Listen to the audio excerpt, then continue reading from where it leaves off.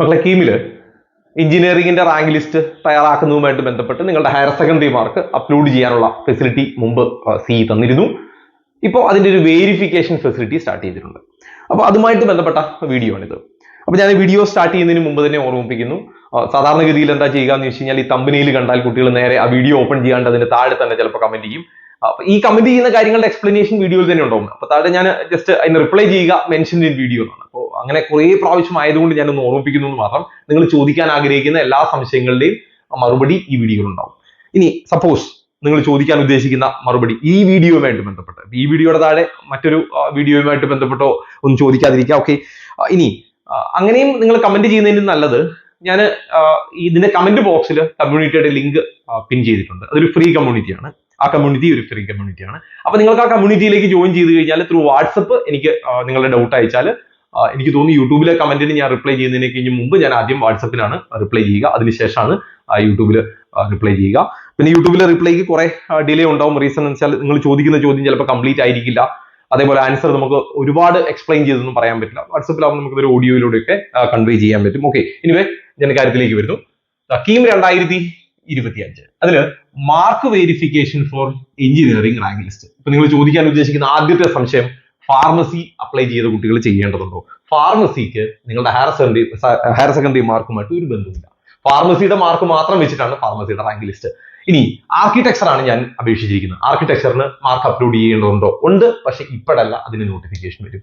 അടുത്ത ഡൗട്ട് എന്താണെന്ന് വെച്ചാൽ മെഡിക്കലിനാണ് അപ്ലൈ ചെയ്തിരിക്കുന്നത്, ഞങ്ങൾ ചെയ്യേണ്ടതുണ്ടോ? മെഡിക്കലിനും വേണ്ട. ഈ മെഡിക്കൽ ഫാർമസി കാറ്റഗറിക്കാർ അവരുടെ ഹയർ സെക്കൻഡറി മാർക്ക് കൊടുക്കേണ്ടതില്ല, എന്നാൽ ആർക്കിടെക്ചറുകാർ കൊടുക്കണം. അതിന്റെ അപ്ഡേറ്റ് വന്നിട്ടില്ല. എഞ്ചിനീയറിംഗുകാരുടെ ഇത് മാത്രമാണ് ഈ വീഡിയോയിൽ പറയുന്നത്. അതിന്റെ മാത്രമേ നോട്ടിഫിക്കേഷനേ വന്നിട്ടുള്ളൂ. അപ്പൊ മാർക്ക് വെരിഫിക്കേഷൻ ആർക്കാണ്? എഞ്ചിനീയറിംഗ് റാങ്ക് ലിസ്റ്റിൽ ഉൾപ്പെടേണ്ട കുട്ടികൾക്ക് മാത്രമാണ്. അതായത് കീം നടത്തിയ എഞ്ചിനീയറിംഗ് എക്സാം എഴുതിയ കുട്ടികൾക്ക് മാത്രമാണ് ഇത് ബാധകം. ഓക്കെ, അപ്പൊ എഞ്ചിനീയറിംഗ് റാങ്ക് ലിസ്റ്റ് തയ്യാറാക്കുന്നതുമായിട്ട് ബന്ധപ്പെട്ടാണ്. ഇതിന്റെ ഫെസിലിറ്റി എന്ന് വരെയാണ് നോക്കുക, ജൂൺ 10-ാം തീയതി. ഇതിന്റെ ഫെസിലിറ്റി ജൂൺ 10-ാം തീയതി വൈകിട്ട് 6 മണി വരെയാണ്. അപ്പൊ താഴെ കമന്റ് ബോക്സിൽ ഉണ്ടാവും ഇത് നീട്ടാൻ സാധ്യതയുണ്ടോ? അത് ഈ ജൂൺ 10-ാം തീയതി 6 മണിക്ക് മുമ്പ് അവർ നീട്ടുകയാണെങ്കിൽ ഞാൻ അതിന്റെ ഡീറ്റെയിൽ കമ്മ്യൂണിറ്റിയിൽ പോസ്റ്റ് ചെയ്യാം. ഓക്കെ, ഇപ്പൊ നിലവിൽ 10-ാം തീയതി 6 മണി വരെയാണ്. ഇനി അതിന്റെ പ്രൊസീജിയറാണ്. പ്രൊസീജിയർ എന്താണെന്ന് നോക്കാം.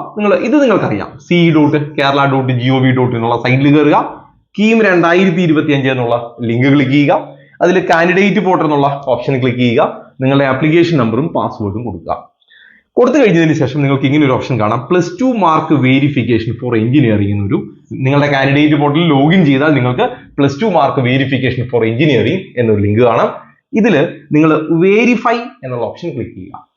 ഈ വെരിഫൈ എന്നൊരു ഓപ്ഷൻ ക്ലിക്ക് ചെയ്ത് കഴിയുമ്പോൾ നിങ്ങളുടെ മാർക്കും ഡീറ്റെയിൽസും ഒക്കെ കാണിക്കും.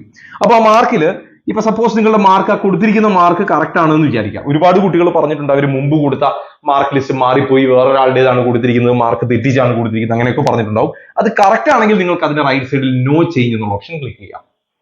അടുത്ത മാർക്ക് നോക്കുക, അത് കറക്റ്റ് ആണെങ്കിൽ അവിടെയും നോ ചേഞ്ച് കൊടുക്കുക. അടുത്ത നോക്കുക, അത് കറക്റ്റ് ആണെങ്കിൽ അങ്ങനെ ഓരോന്നും ചെക്ക് ചെയ്യണം. മുഴുവനായിട്ടല്ല, ഓരോ കാറ്റഗറി അല്ലെങ്കിൽ ഓരോ സെഷനിലെ മാർക്കുകളും നോക്കി വേണം പോകാൻ. അപ്പൊ ഓരോന്നും നോക്കി അതിനുശേഷം അത് കറക്റ്റ് ആണെങ്കിൽ നോ ചേഞ്ച് എന്ന് കൊടുക്കുക. സപ്പോസ് അതിൽ എന്തെങ്കിലും തിരുത്തുണ്ട് എന്ന് വിചാരിക്കുക, അവിടെ നിങ്ങൾ റൈറ്റ് സൈഡിൽ ചേഞ്ച് റിക്വയർഡ് എന്ന് കൊടുക്കുക. അപ്പൊ ഓരോ മാർക്കിന്റെയും റൈറ്റ് സൈഡിൽ ചേഞ്ച് ഇല്ലെങ്കിൽ നോ ചേഞ്ച് എന്നും, ചേഞ്ച് ഉണ്ടെങ്കിൽ ചേഞ്ച് റിക്വയർഡ് എന്ന് കൊടുക്കുക. അങ്ങനെ എല്ലാം കഴിഞ്ഞതിന് ശേഷം നിങ്ങൾക്ക് അടുത്ത ഓപ്ഷൻ എന്താണ്? ഇതിൽ എല്ലാം കറക്റ്റ് ആണെങ്കിൽ വെരിഫൈഡ് ആൻഡ് ഫൗണ്ട് കറക്റ്റ് എന്നുള്ള ഓപ്ഷൻ ക്ലിക്ക് ചെയ്യുക. എല്ലാം കറക്റ്റ് ആണെങ്കിൽ അതിൽ ഒരെണ്ണത്തിലെങ്കിലും മിസ്മാച്ച് ഉണ്ടെന്ന് വിചാരിക്കുക, ഒരെണ്ണത്തിലെങ്കിലും തിരുത്തുണ്ടെന്ന് വിചാരിക്കുക. അപ്പൊ വെരിഫൈഡ് ആൻഡ് ഫൗണ്ട് മിസ്മാച്ച് എന്നുള്ള ഓപ്ഷൻ ക്ലിക്ക് ചെയ്യുക. അപ്പൊ ഇത് മുഴുവൻ കഴിയുമ്പോൾ നിങ്ങൾക്ക് 2 ഓപ്ഷനാണ്, ഒന്ന് വെരിഫൈഡ് ആൻഡ് ഫൗണ്ട് കറക്റ്റ്, അല്ലെങ്കിൽ വെരിഫൈഡ് ആൻഡ് ഫൗണ്ട് മിസ്മാച്ച്. ഇങ്ങനെ വെരിഫൈഡ് ആൻഡ് ഫൗണ്ട് മിസ്മാച്ച് എന്നാണ് നിങ്ങൾക്കുള്ളതെങ്കിൽ, ഒരു ചേഞ്ച് എങ്കിലും ഉണ്ടെങ്കിൽ നിങ്ങൾ എന്ത് ചെയ്യണം? Upload file or files. അത് തെളിയിക്കാൻ അവിടെ നിങ്ങൾക്ക് കിട്ടിയ അല്ലെങ്കിൽ ആ കൊടുത്തിരിക്കുന്ന മാർക്ക് തെറ്റാണെന്ന് തെളിയിക്കാൻ ആവശ്യമായ രേഖകൾ, അതായത് നിങ്ങളുടെ മാർക്ക് ലിസ്റ്റ്, +2 മാർക്ക് ലിസ്റ്റ് നിങ്ങൾ അപ്ലോഡ് ചെയ്യേണ്ടതുണ്ട്. ഓക്കെ, അപ്പൊ അത് ചിലപ്പോൾ ഇംപ്രൂവ്മെന്റ് ഒക്കെ ചെയ്തിട്ടുണ്ടെങ്കിൽ 2 മാർക്ക് ലിസ്റ്റ് ഉണ്ടെങ്കിൽ എന്ത് ചെയ്യുക? 2 മാർക്ക് ലിസ്റ്റ് ചേർത്ത് ഒരു ഫയൽ ആക്കിയിട്ട് വേണം അപ്ലോഡ് ചെയ്യാൻ. അത് PDF ആയിട്ടാണ്, സിംഗിൾ PDF. ഒരു മാർക്ക് ലിസ്റ്റ് ഉള്ളൂങ്കിൽ അത് അങ്ങനെ തന്നെ PDF ആയിട്ട് അപ്ലോഡ് ചെയ്യുക. ഒന്നിലധികം മാർക്ക് ലിസ്റ്റ് ഉണ്ടെങ്കിൽ എല്ലാം കൂടെ ഫയൽ അല്ലെങ്കിൽ ഇതെല്ലാം കൂടെ ചേർത്ത് ഒറ്റ PDF ആയിട്ട് അപ്ലോഡ് ചെയ്യാൻ ശ്രദ്ധിക്കാം. റൈറ്റ്. ഇനി ചില കുട്ടികളുടെ കേസിൽ ഇവിടെ മാർക്കിന് ഡിസ്പ്ലേ ഉണ്ടാവില്ല. ഇവിടെ നിങ്ങൾ നോക്കുമ്പോൾ ഇവിടെ മാർക്കുകൾ കാണിക്കുന്നില്ല എന്ന് വിചാരിക്കും. അതിന്റെ അർത്ഥം നിങ്ങൾ മുമ്പ് ആദ്യ സെഷനിൽ കൊടുത്തപ്പോൾ, ഇതിനു മുമ്പ് ഈ മാർക്ക് എൻ്റർ ചെയ്യാനുള്ള ഒരു ഫെസിലിറ്റി വന്നപ്പോൾ നിങ്ങൾ കൊടുത്ത മാർക്ക് അല്ലെങ്കിൽ നിങ്ങൾ കൊടുത്ത മാർക്ക് ലിസ്റ്റ് മിസ്മാച്ചിങ് ഒക്കെ ആയതുകൊണ്ടാണ് അത് കാണിക്കുന്നതെങ്കിൽ ഇഫ് നോ മാർക്ക് ഡിസ്പ്ലേ ഇല്ലെങ്കിൽ നിങ്ങൾ എന്ത് ചെയ്യണം, നിങ്ങളുടെ മാർക്ക് ലിസ്റ്റ് അപ്ലോഡ് ചെയ്യണം.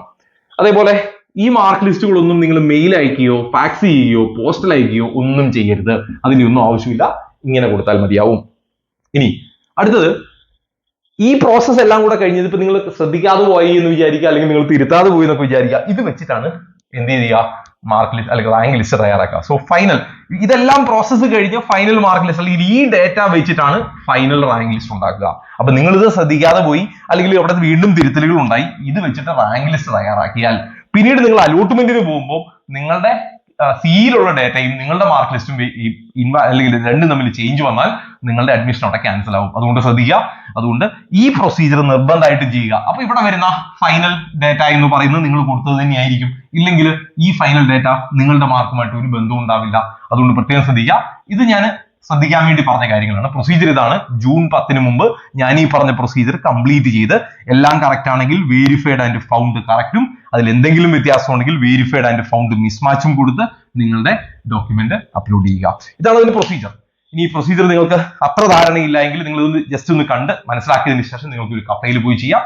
എപ്പോഴും നല്ലത് ഒരു കഫേയിൽ അത്യാവശ്യം സ്പീഡുള്ള ഇന്റർനെറ്റ് സൗകര്യമുള്ള ഒരു കഫേയിൽ പോയി ചെയ്യുകയായിരിക്കും. മൊബൈലിൽ ചെയ്യാതിരിക്കുകയാണ് ഏറ്റവും ബെറ്റർ. ഇനി അതല്ല നിങ്ങളുടെ വീട്ടിൽ വൈഫൈ കണക്ഷൻസും അല്ലെങ്കിൽ നിങ്ങൾക്ക് ലാപ്പോ മറ്റോ ഉണ്ടെങ്കിൽ അങ്ങനെ വീട്ടിലിരുന്നും ചെയ്യാം.